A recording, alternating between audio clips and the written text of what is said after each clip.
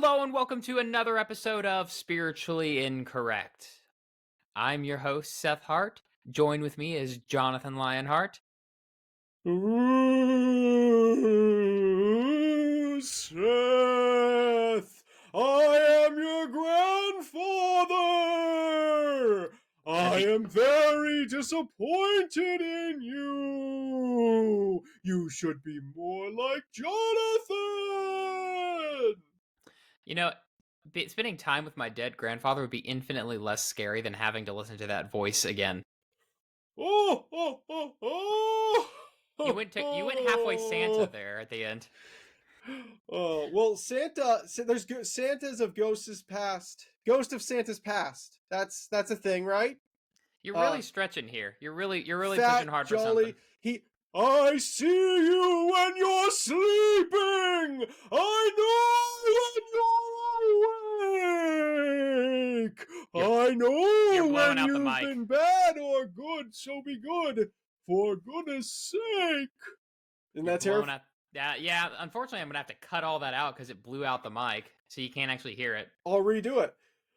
I see you when you're sleeping. I know when you're awake. Okay, we're done. Jeez. We're probably going to lose like 10 subscribers just from having to listen to that ear abomination. They're going to ghost us. Yeah, there you go. Hey, I wonder what today's episode could possibly be about. Christmas? Santa Claus? All of the above? Well, actually, today's episode is in response to a study that just came out. The Pew Research Center did a survey, and that's Pew, P-E-W, to clarify.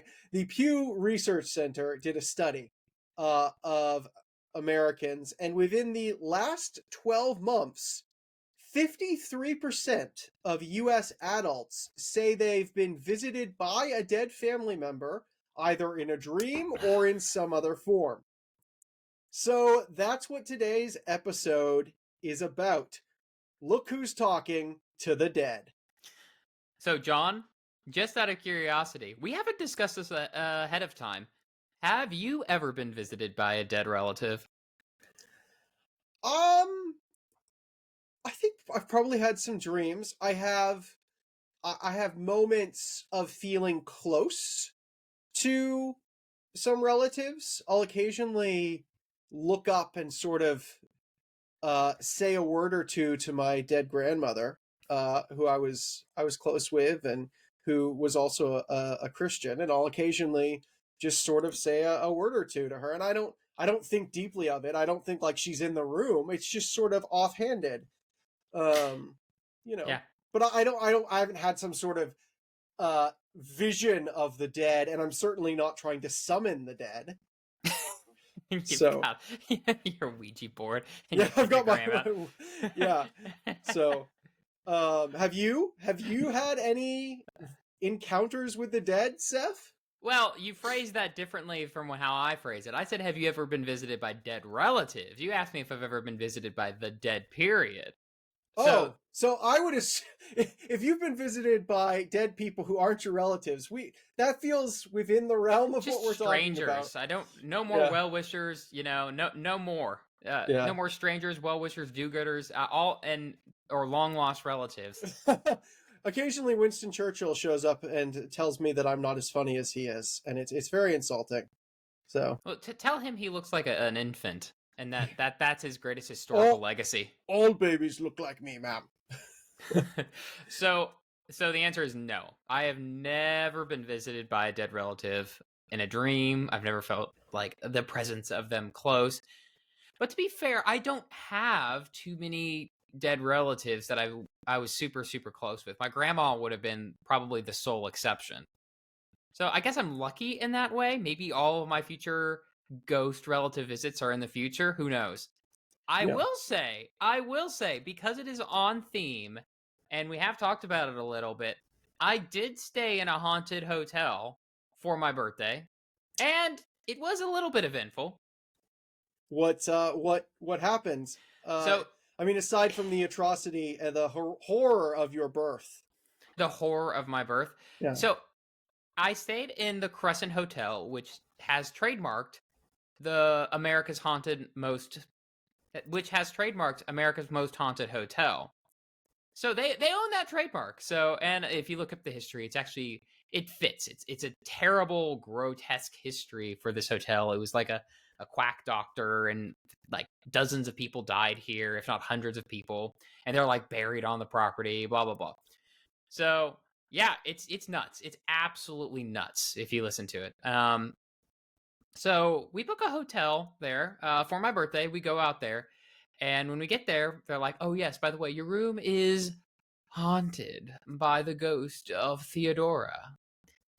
Ooh, Oh, Theodora, and they telling us all the story, and I'm just like the story is like the most tropey story of a yeah, ghost you've ever heard. It's like, if Theodora likes you, she'll leave you alone, but if she doesn't, she'll pack your bags to let you know that she wants you to leave. I was like, oh yeah, sure that happens. Like yeah. some over ambitious house cleaner came in one day and did that, and then they get that started the story ever since. The guests came back to like, oh, who packs the bags? You Yeah, know? like Theodora was a very dull, boring human while she was alive. Just sort of went with the culture and the stereotypes. And so in death, she is continuing to just be a stereotype. Oh, they're all Victorian era stereotypes. Like Yeah. we listen to some of the other stories. They're all stereotypes. Every last one of them. It is the absolute who's who of your traditional ghost tropes. So anyway, they had one. They had one guy. They had one ghost. He's like a young boy who will violate the ladies' privacies while they're walking around. If you know what I mean. uh I think I do, but don't need to clarify. They punch. He pinches their butts. Okay, there we go. Okay. Yeah. They Okay. actually tell that story at the ghost hotel? Yeah. Wow. Okay. Yeah. And that always gets a good chuckle. So anyway, so we're in the room, Cheeky. and yeah, no, we didn't stay in that room. I wonder why. So we cheeky, I like it. So we get into the room, and just for fun, I'm like, Theodora, if you're here, reveal yourself. Theodora, we want to see you. And Emily, my wife, is just going, stop it, Seth, stop it. Don't do that. She's not superstitious, but she might be a little stitious. I'm a little stitious. Yeah, Yeah. that's great. So, and so finally, I'm like, Theodore, are you in this corner? Are you over here, Theodore? And like before I go, I was like, reveal yourself to us tonight. Be standing at the foot of our bed. And Emily's like, stop it! Don't you dare bring that bad juju on us. So we go to sleep, and I'm laying on the left side of the bed, and my hands kind of reached over my body towards my right side, like sort of towards the middle of the bed.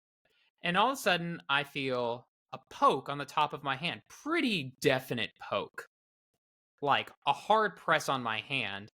And I wake up, and it's like next to my wife, and I thought she might have been poking me, saying, hey, like, stop rolling around, or I'm like, I don't know, making noises in my sleep or something. So I wake up, and I look around, it's pitch black, and I just assume it's her. And so I like go back to sleep. Well, I go, as I'm going back to sleep, right before I'm about to wake up, it happens a second time. I'm like, oh, it must be her again. Boy, she's really not liking my sleeping habits tonight. It was a smaller bed than the bed we normally sleep in, so that made sense to me. And so both times on my left hand, both times in the same spot. And then I wake up, and then Emily, the first thing she said is, boy, I had such a weird dream last night. I was like, oh, yeah, you must have been struggling to sleep if you kept trying to wake me up. She's like, what do you mean? And you know exactly where this story is going from here. I was like, you kept poking my hand. She's like, I didn't poke your hand. I was like, oh, really? And it wasn't until a couple of days later, I was like, what was your dream about? And she's like, I kept having this dream that there was this woman telling me I needed to wake up, telling me I needed to wake up. And apparently that was the same time that I was getting poked in the hand. So, dun, dun, Dun, dun. dun, dun. I love it. I was going to preface this episode by saying the Spiritually Incorrect podcast does not promote summoning the dead. That this is sheerly an academic Speak for question. yourself. That we aren't encouraging you to I go and promote test the spirit. necromancy. But Seth has completely negated that disclaimer because he goes into haunted hotels and says, "Appear to me, Theodora." I mean, I know you were joking, but still, I mean, your wife wasn't totally off in saying, "Stop it, stop it." I am like 50-50 on if maybe that was just a dream, And the other 50% is no, my wife really did poke my hand and she's just trolling me for Yeah, my birthday. Like, this is her fun way of getting at me. And yeah, then there's like a tiny, tiny percentage chance in my head that that was actually something more. yeah. Well, it sounds like these experiences are super common. Because I mean, the survey we were just quoting, they did that earlier this year, from March 27th to April 2nd, and 52% of Americans have seen Theodora. 53%. Oh, excuse They me. they Theodora gets around. surveyed over 5,000 adults, which included Americans from all sorts of religious backgrounds: Jews, Christians, Muslims, Buddhists, atheists, agnostics, um, and 53%, like more than half, every other person you encounter is having some sort of dead encounter in their lives in one way or Well, another. not just a dead encounter, an encounter with a dead relative. If you So include like things like that for me, and if I was like credulous and believed it, that's even more. So we're talking, the odds that you have seen a ghost of some sort in your life, but you believe you have, is pretty high. yeah. Well, and to make this more specific, 34% of respondents said they felt the presence of a dead relative. 28% of respondents had told a deceased relative about their life in the last few months. So, sort of like me talking to my grandma. And 15% claimed that a dead loved one had actively tried to communicate with them. So those are sort of ranging degrees of intensity here, but that's still a large, like 53% of people are having some contact with the other side, which is super interesting. Yeah, So, that is interesting. So you talked about that. So 53% of Americans. How many of those are evangelicals? Where do we fit it upon that spectrum? well, what's super interesting is evangelicals are actually lower than the broader population as a whole. Only 42% of evangelicals have reported having this sort of contact with the dead, which is interesting because you think, oh, they're religious, they believe in the spirit world, they pray all the time. Like, they're going back and forth between the spiritual and the physical. And yet, evangelicals are deeply suspicious towards the contacting the dead. They think of mediums and spiritualists and sort of new age type of guru type things, and they are really skeptical towards that stuff. And so the study actually found that a moderate degree of religion makes you more likely to have a encounter of this sort, but an extreme degree of religion actually makes you less likely to report having these types of experiences. So if you're a little religious, you're a little sort of, I'm spiritual, I attend church and stuff, but I'm not all in. If you're a little religious, you're more open to that type of thing. So like mainline Christians reported 58%. 58% had had contact with a dead relative in the last year, but only 42% of evangelicals. So a little bit of religion makes you more open to the spiritual realm, but it seems like a lot of religion can actually close you down to that side of things, because evangelicals, precisely because they're religious, are skeptical of trying to contact the dead because they believe their religion prohibits that. They believe that, you should pray to God, but if you try to open yourself up with a Ouija board, all manner of demons are going to come in and attack you.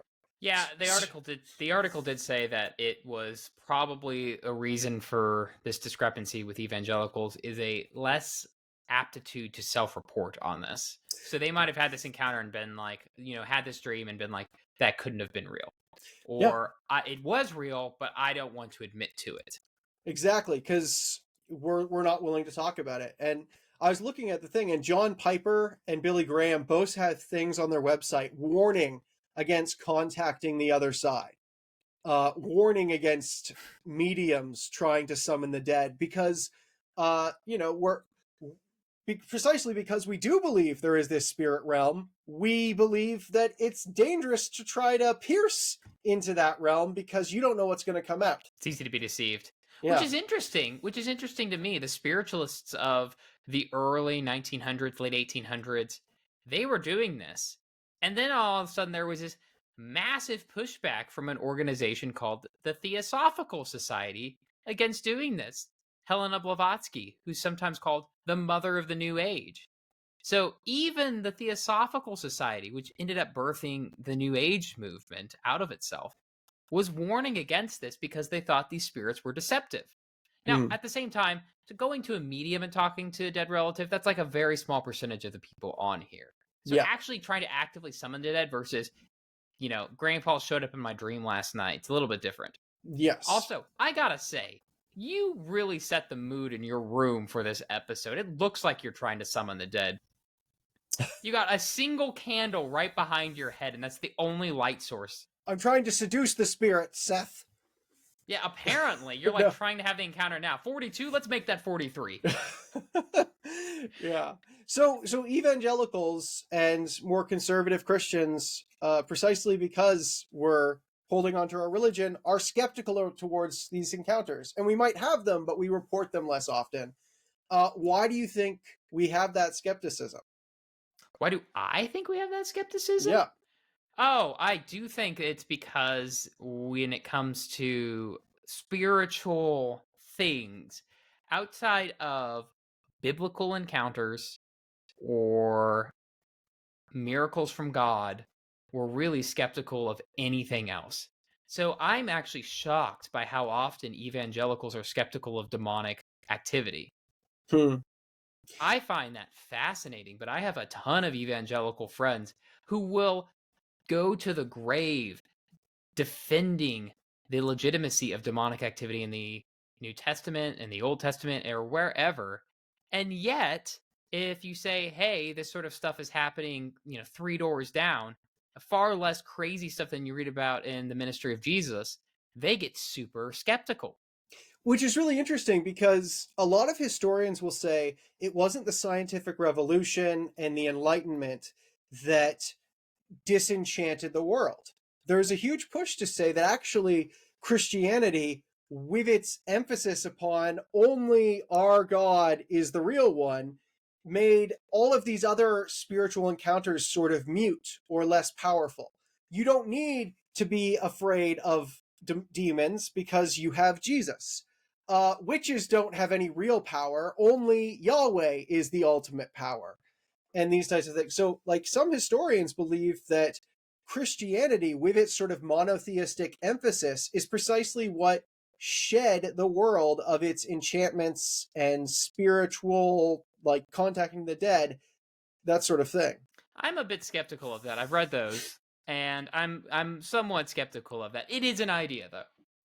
All right, well then cut this from the final product. I don't care. No, Well, no. summarize it. I didn't summarize it very well. Summarize what the idea is. Well, so you talk about disenchantment. Disenchantment is this idea that we aren't looking for elves around every corner anymore, or angels or demons don't really impact our daily life. We're not offering incense to the dead or anything like that. Those sorts of people, it's nearly like a novelty, or like it's sort of a weird blast from the past sort of beliefs.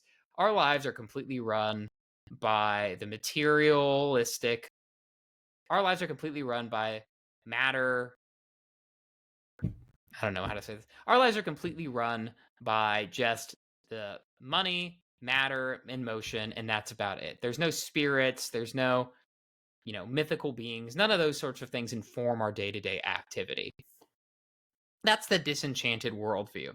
The sky is not full of angels anymore, it's full of astronauts and satellites. And what the idea is with Christianity is that Christianity comes along and it depopulates the world of all these spirits. Now, all of a sudden, even if they are real, they're no longer powerful. And that sort of with the advent of the church, it focused people's sort of spiritual nature on a single instance within history, which is the person of Jesus, and no longer on spirits within the world, but the spirit outside the world, namely God.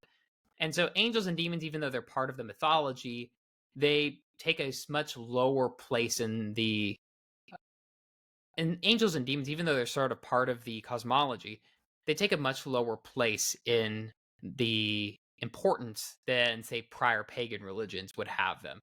And so that was sort of the first step towards our modern world where the spiritual world just isn't important at all. Within the public domain, it's nearly like they did not exist. So that previously there was this sort of polytheistic world and demons and angels around the corner and all these things, and you had to make sure to honor all of them and honor your ancestors and make sure you say your prayers and sacrifice to each of all the different gods that you're affiliated with. And It was very evident in day-to-day life, these spiritual yes. forces. And then Christianity comes around and says, all that really matters is Jesus. He's God. All these other powers aren't really that powerful. He kind of dominates them and can get rid of them, and just pray to him and Jesus will protect you from anything out there. And so you're good. You don't have to sacrifice to all these different gods. You don't have to ward off all these different spirits by doing incense or whatever it is you're going to do. Just pray to Jesus and the world will be okay. Pray to who? Pray to Jesus. You said Deejus, so I'm just curious who you actually are praying to every night. Do not say his name. Okay, so before we leave these statistics, I know we're getting off on like the idea of enchantment and stuff like that. I wanted to point out a couple points that you might have overlooked from the original Pew study. Yeah. Listen to this. What percent of atheists do you think self-report having seen a dead relative? Well, before reading the study, I would have said like maybe 5 to 10%. Yeah, I mean, even that, it's like really 1 in 20 saw a dead relative, atheists. Yeah. It's 26%. For atheists. For atheists. 1 in 4. 1 in 4. Wow. Over 1 in 4. People who report as being nothing in particular. Yeah. 58%. Wow. Same as mainline Protestants. Well, what are agnostics? Agnostics, it was in like the 30-some percentile. Yeah. Well, and that's one of the key things. I think it was 34% for agnostics.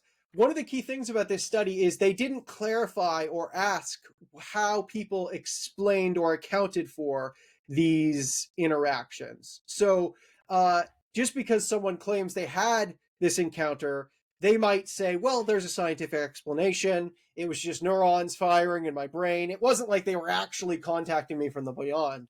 So an atheist can report having a dream or even feeling the presence of someone when they feel like that person's close to them. But they can account for it differently, of course. They can say, well, that's just biology. That's just neuroscience. There's nothing spooky happening here. I just, I have lots of crazy experiences. They don't mean anything. Yeah. But here's the thing. Like, the fact that 1 in 4... Okay, so I know atheists who believe in ghosts. Like, and these are not just like the village atheists, a person, who's uneducated and just happens to be an atheist.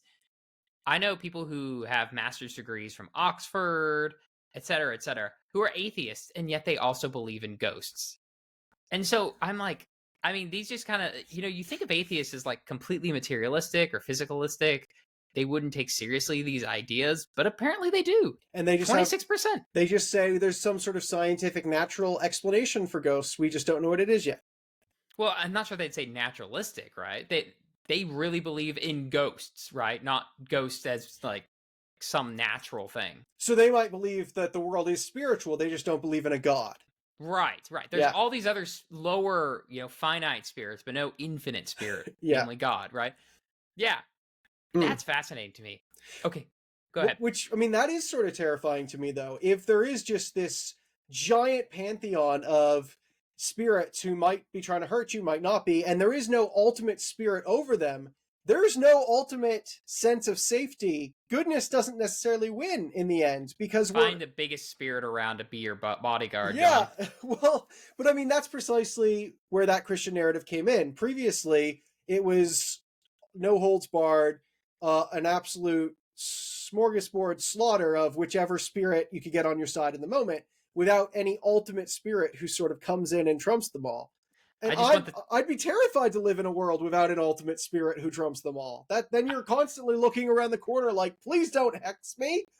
I'm just gonna get the spirit of Muhammad Ali to come be my bodyguard. Yeah, like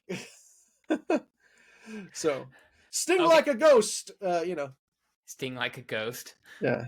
So, what percent? Last little statistic. Where, oh death, is your sting? Right here, pop. Okay. Wow. Okay, last little statistic. This is my favorite one, and this was in the Christianity Today article. What percent of evangelical pastors claim to have said, what percent of evangelical pastors said dead family members have communicated with them? Oh, I don't know. Is it higher? It must be higher. It's lower. It's lower. Oh, It there is lower, is that. There's even but more it's pressure. higher than it should be. What It's is it? still higher. It's 10%. Oh, it's only 10% of evangelical pastors? See, and had I started with that, with this is the headline, 10% of evangelical pastors think dead relatives have visited them, you'd be like, oh my gosh. But at this point, it's like, really? Only 10%? Only 10%? Yeah. If we started with that, would have been like, wow, 1 in 10 pastors out there think this? Well, and I think pastors probably experience it more than that. There's just immense pressure not to report that. Additionally, I think pastors are aware of the broader concern of what they're trying not to be. They know that if they say yes to that question, it's going to be connected to not just, oh, looking up at heaven and saying, hi, mom, but rather mediumship, spiritualists, those types of things. And they're more aware of that broader conversation and more wary of being lumped in with that. Maybe the dead people just don't want to visit their pastor. They got enough of them in this life. I don't need to hear Oh another gosh, not one 45-minute sermon. Yeah. Oh gosh, yeah. Finally get out of this world. The last thing I want to do is go to one more service. No, Yeah. well, apparently the Catholics must be having some amazing services because 2/3 of them are having dead relatives visit. 66%. Yep. Or exactly 2/3 would be 66.666%. But yeah, 2/3 of Catholics report having these types of encounters, which is 24% higher than evangelicals. What's going on? I do think that the Catholic world has a little bit more welcoming attitude towards these sorts of things, right? I mean, they still have exorcists, first off. Yeah. That's just demons. And I had heard something once from a monk that if a ghost appears in a Catholic graveyard, like in there, they take if this is real, like they think it's real, that a ghost actually appears, they take it as a sign that it is a purgatorial spirit asking for prayer. And so they figure out which ghost it was, if they can find out, and then they light some candles and all say a prayer for the ghost. Yeah. That's Fun. that's intense. Well, I guess there is that point that evangelicals sort of have heaven or hell, and you're in one of those places or the other. But with purgatory, there's this sort of in between place that I don't know where it is, but might be a bit closer to Earth than either of those two other ultimate destinations. Yeah, So, and even whenever we had Father Lampert on here, I don't remember if this made it onto the actual podcast or if this was outside when we were talking with him. mhm. But he mentioned that he had been with people who had chatted with dead relatives. Yeah, You remember that? yes, I do remember that. And he just said, yeah, I think it might be just an occasional special grace of God that God allows them to do this. And that was it. Well, and That, I mean, that was it. it's not even. I mean, it's not even. It's special in the sense that I'm chatting to my specific relative, but it's general for Catholics in the sense that they pray to Mary a lot. Maybe not praying to Mary as a god, but they pray to Mary, asking her to pray for them. They're It's a communicating. lot of saints, yeah. And they're communicating with Mary and the other saints. And yeah, I wasn't saying just Mary, but they will pray to the saints who are dead to and be constantly in communion with the tradition of the saints. And So the dead are a lot more apparent and alive in the Catholic tradition, whereas Christians, I mean, my first impulse when I hear about praying to the saints is, how do they hear you? How do you know? How do you know they're close enough to hear you? yeah, it's Do you have like poor Saint Benedict like literally having to run across the whole planet? He must have some good jogging shoes, some ghostly jogging shoes to be able to hear all this. I say this halfway jokingly, and obviously they don't think this way, but that's my initial thought as a Protestant. Sitting here, Yeah. reflecting upon this issue. But at the same time, if God wants to connect you to dead people, He can, I suppose. And yeah, I mean, there have been times, I will be honest, where I've talked to God and God is like, well, God's everywhere. And I was like, God, say hi to my grandma for me. So, I've said that. yeah, which is sort of a workaround. It's a very similar in effect, but yeah. Well, God is the mail service. he's the delivery boy. Yeah, exactly. But I mean, this is true in more generally. Protestants are less communal, less tradition focused. There's more of a sense of the individual as atomized and cut off from the community, but also from the past. And you see that kind of permeating almost everything in the Protestant world, whereas the Catholics are more permeated and interwoven communally and historically. The past and present flow into each other, and it's not one or the other. So, Yeah. So, have you met anyone who claims to regularly commune with dead relatives? sounds like you hate what I just said. No, it's not. I just I don't have any comments on that. I mean, I agree. Yeah. Um, well, I actually, we for a time had a medium who was quite close to our family, and she, for her job, contacted the dead. Weird. And your Yeah. mom and dad were just like, sure. Well, I mean, I don't want to get too much into the family side of it, but yeah, like we knew someone who was a regular part of life, and they were a medium contacting the dead. And I think it was, I just thought it was interesting. I mean, I had a little bit of shields up for sure. But talking to them, they didn't seem like they were going to instantly summon the dead every time I spoke to them. They just sort of sounded like a normal human being. Um, though some other stuff came out later that problematized that a bit. But yeah, like, Whoa. Okay. yeah. Is that worth sharing on the show, or should I just drop that? No, I actually can't talk about this. Ah, that's fine. Okay. So So, going off of that, you sent me this article, a couple days ago. I was real curious. I hadn't read the article, but I saw the headline 4 in 10 evangelicals think they talk to dead relatives. So I asked my class. I did what any good teacher does, and you ask your college students, "Hey guys, any of you talking to your dead grandpa?" None of them raised their hand. Now that just might be it's like I'm not going to admit it in a public setting, which you're at a I would Christian probably do. institution, right? Yeah. Okay, sorry, keep going. Yeah, but I mean, most of the time we have these conversations. We've had conversations about ghosts and aliens and these sorts of weird topics before because a few of them listen to the podcast. And so these topics do come up. I try to, push them into topics whenever I can, just out of my own pure interest in the topic. Mhm. But these come up. But none of them, at least, raise their hands. There's like about 30 of them in there, and zero raise their hands. Now, on that, they're all young. They probably don't have a lot of dead relatives they know yet. And it was a very public setting. It's like, who's going to be the one person to raise your hand in that setting? So it was just in my own little micro poll. It was interesting, and I'm not sure what to do. Was that just effects of sociology or whatever?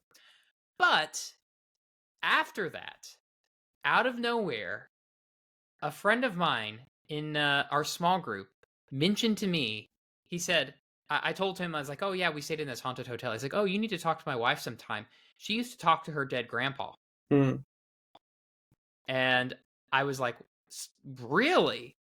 And so I talked to her a little bit. I was just it was nearly like divine timing of whenever this came up. I asked her, and she said when she was 4 or 5, she doesn't remember this at all. It comes from her mom. Her mom would come up and talk to her whenever she was in bed, like about to go to bed, and she'd hear her before she entered the room. She heard her talking. So the mom opened the door and saw her little girl talking to seemingly no one. And she's like, "Well, who are you talking to?" She said, "Well, I'm talking to my great grandpa." And again, she doesn't seem to remember that at all. Has no recollection. She actually gave me a couple more stories, uh, kind of related to this, where these sorts of events have happened. Mhm. And again, so all of a sudden, like this was the only reason I found this out was because she had told her husband, and the husband had mentioned it to me. And what I found most interesting is after telling me this experience, I'd asked her about it, kind of put her on the spot. She was very gracious and told me this. She said, "I hope you don't think I'm crazy." And I was like, no, I don't think you're crazy. Do you know me? I'm the crazy one. Have you listened to my podcast? And so I was just like, yeah, I was like, when it comes to this evangelical skepticism versus, I feel like the Catholics are just more open to this, going off your earlier point, or other people are more open to this. But as an evangelical, that just she was just kind of Yeah. scared talking to me about this, that I might be sitting here scoffing at the very possibility that her great grandfather would Yeah. ever communicate with her. Yeah, it's interesting because you asked your class and no one said anything. You asked your friend and he hadn't had any encounters, but he said, "Oh, my wife has had an encounter." Because in addition to Catholics being a demographic that's more open to this types of thing, there were a difference between men and women who self-reported having these encounters. That's true. Women were more likely to say than men that they'd had these experiences in the last year. 53% of women said that they had versus 35% of men. So that's an 18% difference. 18% more women are reporting these encounters than men. Also, women are more likely than men to say they recently have felt the presence of a dead family member, 41% to only 27% of men. So those are significant differences. And I, Call it a cultural thing, or call it whatever. yeah, I I, mean, I can see a lot more. I'm I not, can see more men just shrugging off. It's like you see your dead grandma sitting in a chair. You're probably going to be like, "Oh, that was nothing." well, and I don't want to say that, yeah, I wasn't arguing that women were biologically predisposed to the dead. I was, You sexist. no, I was just saying for whatever reason, whether it's sociological or cultural, whatever it is, there is a difference here. And I wonder if that at all correlates to the fact that, I mean, women have tended to be more, higher numbers of women have attended churches historically in America. There's other openness, discrepancies between men and women to the spiritual realm, such as church attendance. And I just think that's interesting. Yeah, and there are research studies that I've read where higher numbers of women report other quote unquote paranormal activities, such as channeling, mediumship. These sorts of things do tend to bias towards women.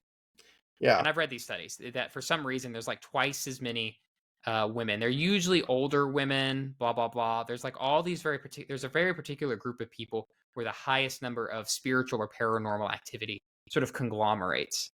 Yeah, which is really interesting. And I think as two white men, we probably shouldn't start speculating on why that is the case, because there's also a higher It's rate. because there these all these dead white guys, and they see these women. They're like, "Hey, it's our last shot, guys. Come on." Oh my gosh. See, this is precisely what I was trying to avoid.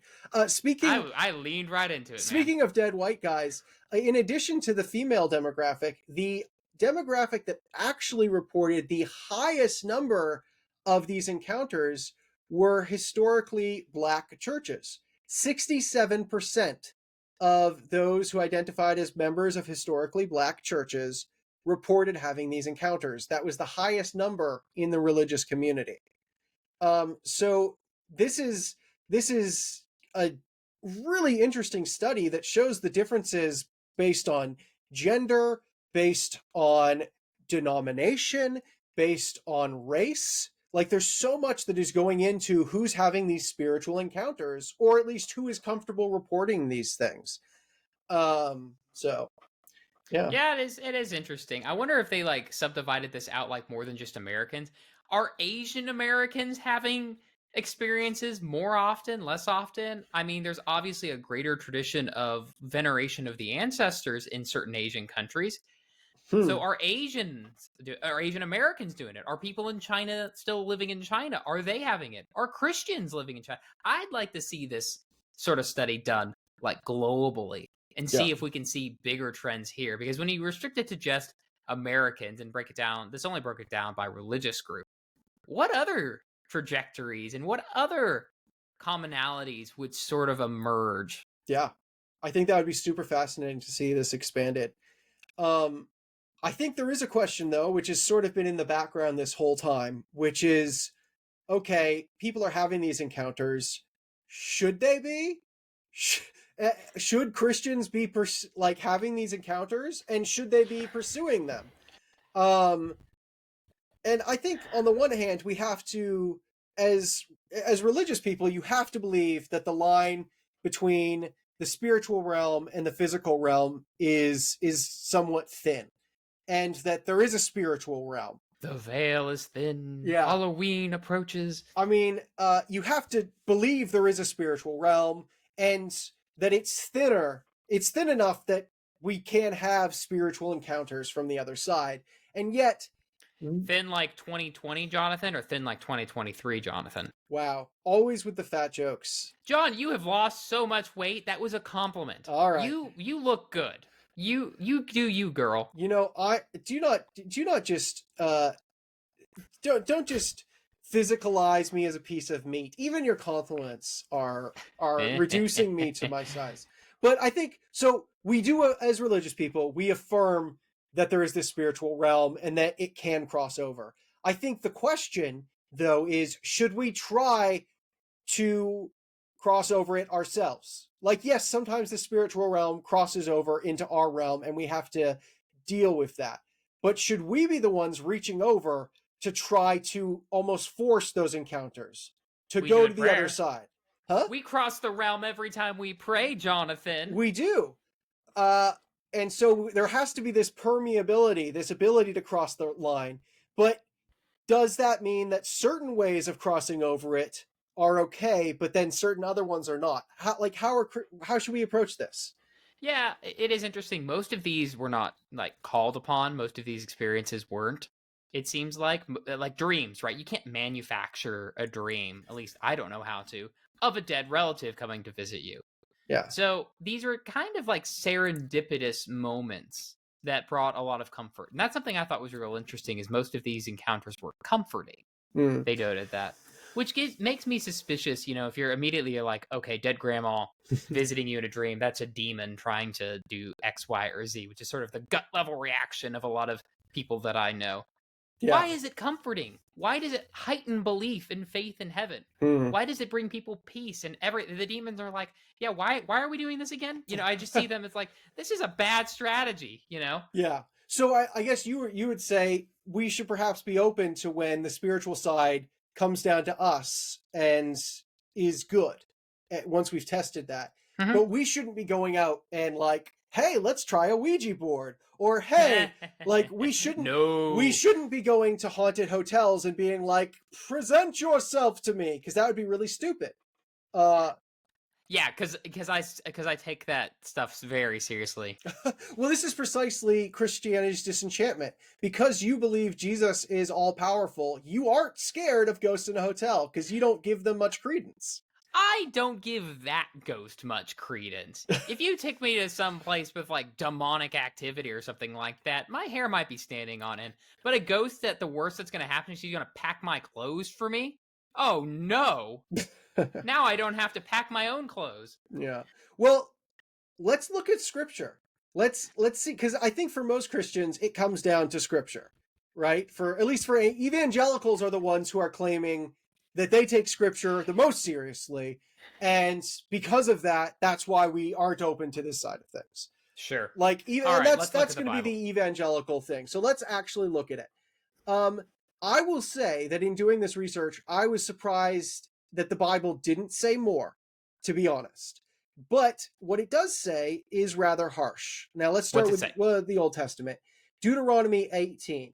Let no one be found among you who practices divination or sorcery, who interprets omens, engages in witchcraft, or casts spells, or who is a medium or spiritist, or who consults the dead. Anyone who does these things is detestable to the Lord. And because of these same detestable practices, the Lord your God will drive out those nations before you. You must be blameless before the Lord your God. Leviticus 19. Do not turn to mediums or necromancers. Do not seek them out. Leviticus 20. Men and women among you who act as mediums or psychics must be put to death by stoning. So, 2 Chronicles 33. He sacrificed his sons in the fire in the valley of Ben Hinnom. he practiced sorcery, divination, and witchcraft, and consulted mediums and spiritists. He Who did is much this? evil in the eyes of the Lord, King Manasseh. Oh, gotcha. Isaiah 8. And when they say to you, inquire of the mediums and the necromancers, do not listen to them. That's it. Yeah. No, there's so those are the major ones from the Old Testament. But what's key there though is and this is important. It's the Old Testament. We don't listen to the Old Well, it Testament. is That's the key. it is the Old Testament, but a lot of those verses are specifically in the context of do not be like these other nations. Mhm. And those other nations are doing these practices. So is it that the practice is wrong, or is it that the practice identifies you with these other nations? I mean, similarly, I have a tattoo, even though the Bible says don't, get tattoos. But the Bible says that because getting tattoos in that ancient context identified you not as an Israelite who worships our God, but as one of these other nations who worships other gods and marks their bodies to represent themselves and symbolize their group.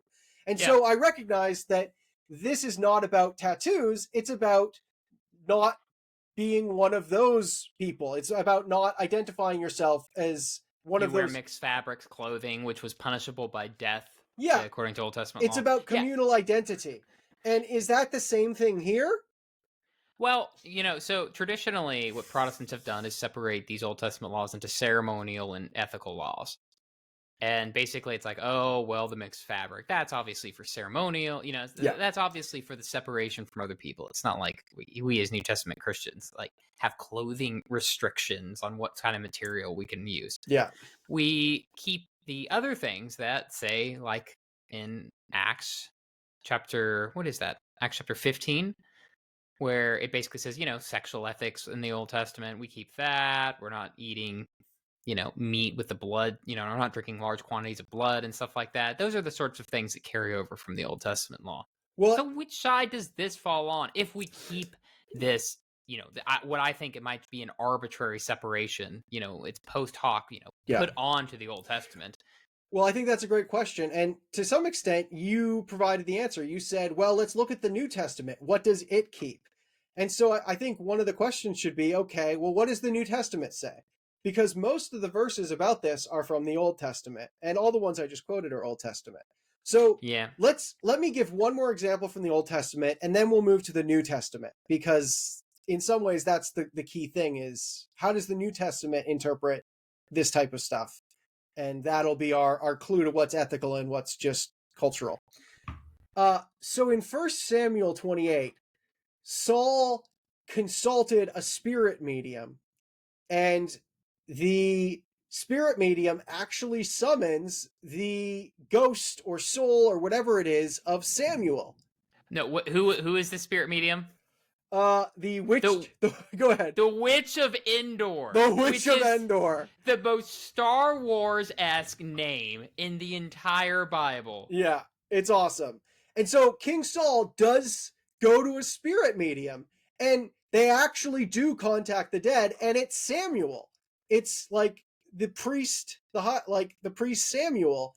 And so that clearly shows that mediumship is possible and that it's not just demons who can be summoned through it, because Samuel isn't a demon and he actually comes with a message from God. However, Saul is then punished for having done this. It later says in 1 Chronicles 10, he broke faith with the Lord in that he did not keep the command of the Lord and consulted a medium seeking guidance. He did not seek guidance from the Lord, but from the medium. So the point is that this is seeking mediums is sort of a way of putting your faith in their sort of answers instead of just putting your faith in God. You don't have faith in trusting God to take care of things, so you try to go to a medium or a fortune teller who will tell you everything's going to be okay or who will give you answers. Yeah. And that's a way of not trusting in God, but trying to trust in these other things. Yeah, and to add to that, I think there is something to be said that every instance of mediumship, of contacting the dead, is overwhelmingly negative. It isn't like the mixed fabric law or some of these other laws. It's paralleled with sacrificing your children. Like, these are the things it's put in the context with, which it doesn't just seem to be, oh, these are things to keep you separate. It's like, no, these are really, really bad. There's something really, really screwed up about this, Yeah. you know? Like, and even then, whenever Samuel gets summoned, he's like, what are you doing, man? Why'd you disturb me? You know, it's like you're breaking what should not be broken here. Yeah. So, like, I guess Christians do believe in mediumship. We just don't believe in it, in doing it. It's possible, but it shouldn't, it's not advisable. It's possible, but not advisable. It's funny because sometimes, you know, you hear the interpretation of this verse. One that I've heard is that really wasn't Samuel, you know, which is not scriptural. Yeah. But this is a way to make people, some evangelicals, feel more comfortable with the passage, is saying, oh no, it really wasn't him. Oh, it clearly was. Scripture says that. It Yeah. really presents this as him. Yeah. Another is this was just a special case. Like the witch of Endor herself seemed surprised that he showed up. It's like, wow, I can't believe that worked. It actually worked. It never usually works. Yeah, wow. Yeah, of course, yeah. Yeah. So I mean that is possible, but at the same time, you know, you're really having to stretch the text to say that. It really does seem like the reason that this is prohibited is not because it doesn't work, because then it's just like, ah, go ahead and do. Who cares? You know, you're not doing anything real, but Mm-hmm. because it does. That seems to be why it is so evil, is that you are putting your faith in the lower level spirit rather than God himself. Yeah. Well, I think we've shown that in the Old Testament it's definitely bad and really uncomfortable. But what does the New Testament say? Because I mean Nothing. that's going to be one of our clues to how to interpret the Old Testament. And I'll be honest, I was a little uncomfortable with how little the New Testament did say about this. There really weren't that many New Testament verses against it. There's a lot of stuff about testing the spirits, and that's what I found everyone was saying, test the spirits. But that actually might be construed as a pro for mediumship because it's assuming there are spirits, it's assuming you're in contact with them, and it's actually encouraging you to test those spirits, which suggests that the spirits could be good or they could be bad. And so any issue with the mediumship or spirit wouldn't be a general issue with contacting the spirits in general, but with the specific spirit, whether it's good or a bad spirit. Yeah, but to put that in context though, because I contrasted between spirits coming to you versus you going to them. There's a rocking noise in your room, by the way. I keep hearing it. I'm not doing that. Oh, yeah, that's it. Just be careful. Theodora! No. So there's spirits that come to you, and then you go out and seek these spirits. And overwhelmingly in the New Testament, when spirits came to the early church, it's them coming. It's not them seeking out angels or demons or something like that. It's they're being confronted with an angel that, you know, visits Peter in jail and sets him free and these sorts of things. So the spirits that are appearing are nearly like, you know, interrupting the narrative of what the church is doing, interrupting the story. They come in and, you know, and that's the sort of overwhelming presence of these spirits. You don't see a single instance of them seeking out angelic beings or dead relatives in that case. So if we're going to use scripture, you know, as the context for understanding scripture, maybe that's what's being said here. Yeah. Well, I I think what you're saying is probably correct at the end of the day. But at the same time, I mean, that feels like a bit of an interpretive framework. This actively seeking versus passively receiving distinction. I mean, that can make sense of the text, but I definitely don't think it's like clearly arising from the text. Well, that's the thing, is if you take scripture as one text rather than dividing the Old and New Testament, right? Yeah. Then this seems to be the idea. Yeah. But at the same time, I mean, we have other examples, and I'm just arguing this because you're arguing the other side. So I'm not pro mediumship. Just to be You're still friends with that medium, that childhood friend, aren't you? But I mean, some have pointed to the example of Jesus encountering the long dead Moses and Abraham on the mountain. Were they dead? I don't think they were dead, John. Well, then at that point, this is, the whole conversation breaks down. No. Okay, fun fact. Both of those went up on top of a mountain, saw God, essentially, and then their faces glowed. It's very subtle You think in they're transcending Elijah's case. time, and they went. Yes! You think You Yes! think That's clearly Moses. what's being communicated. That's what's being You. communicated That's there. an amazing interpretation. So you think Moses went forward in time and encountered Jesus? Yeah, it both says they both saw the glory of the Lord, and then their faces shone. And then Jesus goes up on a mountain, he shines, and they appear. The glory of the Lord they saw was Jesus's transfiguration. Because They he transcends time. they were not dead. That is why their faces glowed, because they were in the presence of Christ, who was transfigured.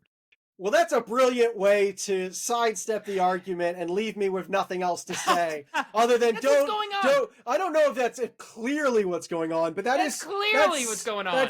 I don't think they're saying, "Ooh, time travel." I think that's an interesting interpretation. No, that's clearly at the transfiguration. That's clearly what's being said, because those are the only two characters in the Old Testament who are said to have seen the Lord. One in a still small voice, and the other, it's not really described.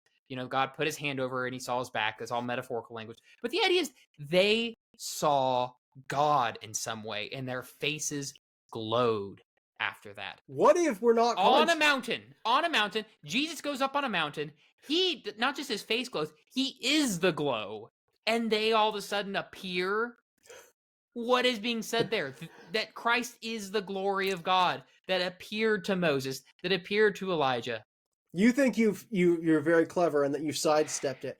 But what if ghosts and spirit mediums are not summoning the dead, but summoning past figures who are going forward in time, Seth, and their visions are visions of us?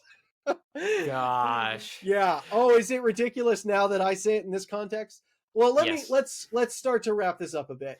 So there's one more verse I'd want to throw out real quick. Okay. Which is in the article, John Piper, Hebrews 12:1. Since we are surrounded by such a great cloud of witnesses, let us run. So this idea that these saints are looking down upon us. Yeah.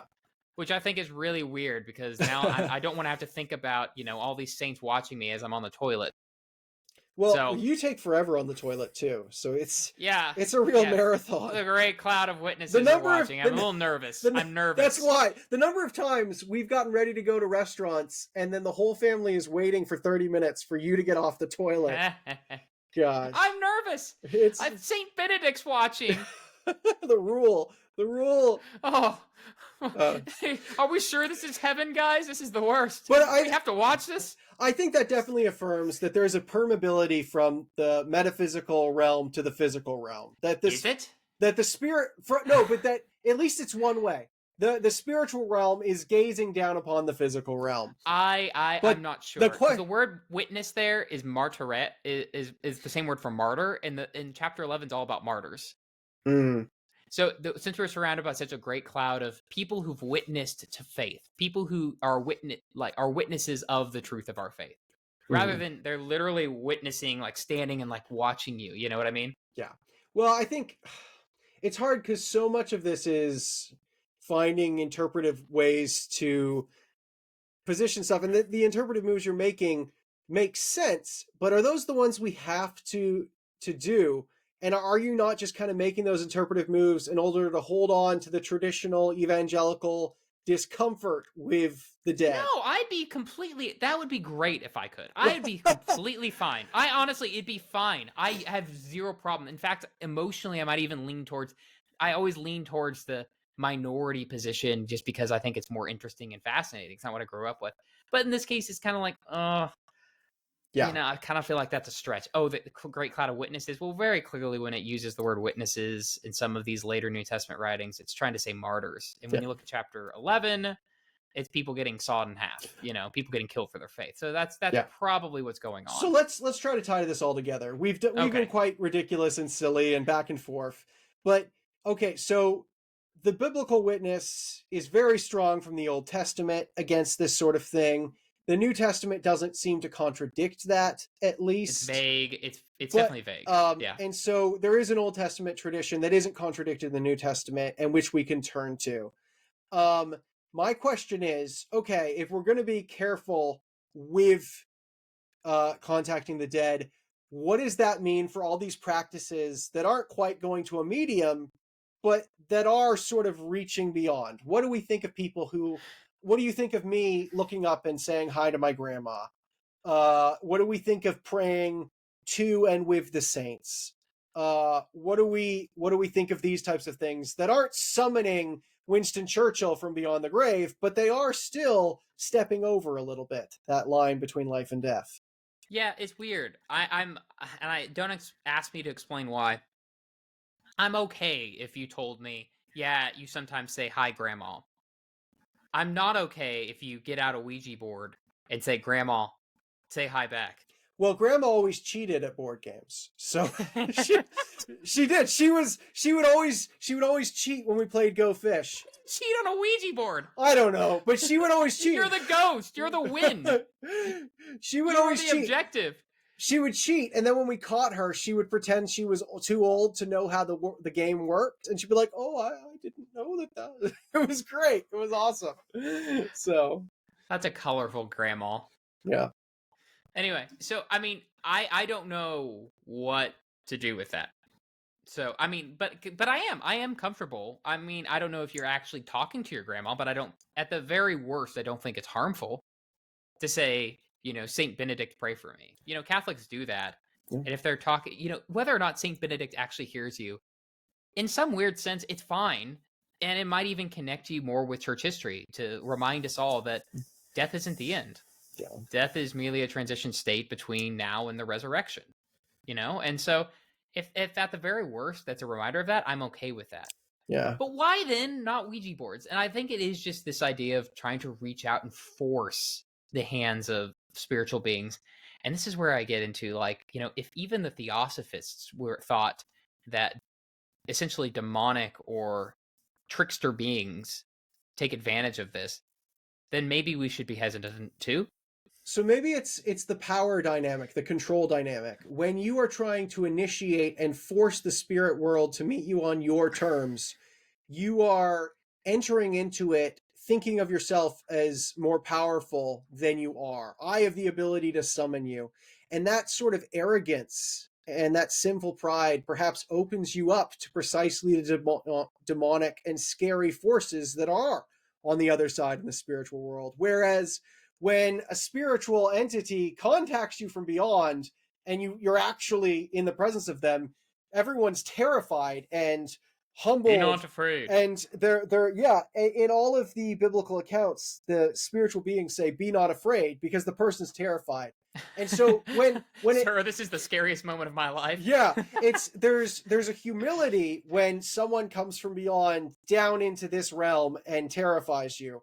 But when you try to reach up and pull that realm down, that is arrogantly and sinfully assuming too much of yourself. And that's precisely what opens you up to the scarier sides of the spiritual world. I guess you could maybe say that that's a way to frame it.